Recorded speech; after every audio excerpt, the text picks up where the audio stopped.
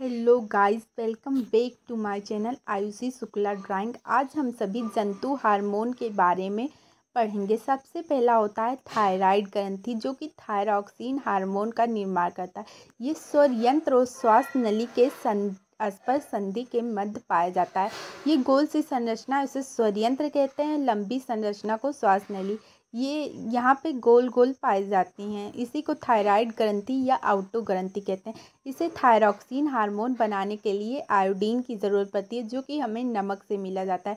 इसलिए हमें डॉक्टर बताते हैं आयोडीन युक्त नमक खाओ।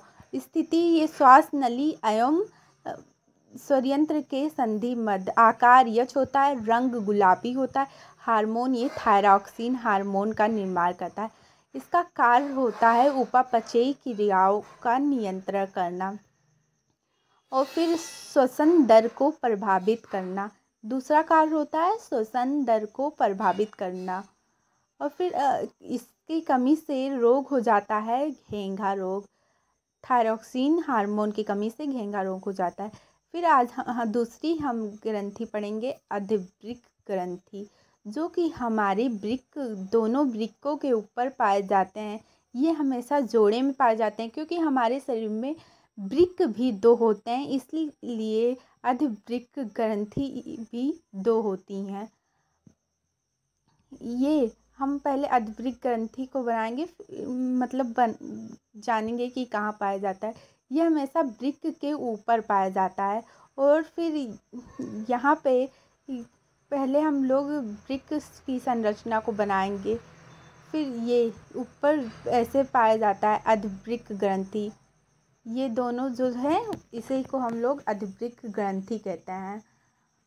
इसकी स्थिति कहाँ होती है, तो वृक्क के ऊपर। स्थिति आएगा लिखने तो वृक्क के ऊपर। और फिर ये हमेशा जोड़े में पाया जाता है, अर्थात ये दो पाया जाता है हमारे शरीर में। हार्मोन कौन सा निर्माण करता है, तो एड्रीनल हार्मोन या नॉर एड्रीनल भी हम इसी को कह देते हैं। नॉर एड्रीनल हार्मोन का ये निर्माण करता है। और फिर इसे फ्लाइट एंड फाइट हार्मोन कहते हैं, क्योंकि ये विषम परिस्थितियों में भी हमें बचाने में मदद करता है। और फिर इसका कार्य होता है हृदय धड़कन का नियंत्रण, हृदय की धड़कन, श्वास दर का मतलब को बढ़ाना, और फिर रक्त प्रवाह के दर को नियंत्रित करके रखना और विषम परिस्थितियों से बचाना। सबसे बड़ा काम होता है कि इसका कि विषम परिस्थितियों से ये हमें बचाता है। फिर इसके बाद हम लोग तीसरी ग्रंथि के बारे में पढ़ेंगे, अग्नाशय ग्रंथि। अग्नाशय ग्रंथि अमाशय एवं छोटी आंत के मध्य पाया जाता है। छोटी आंत में भी 3 पार्ट होते हैं, ग्रहणी, अग्र क्षुद्रांत्र, क्षुद्रांत्र।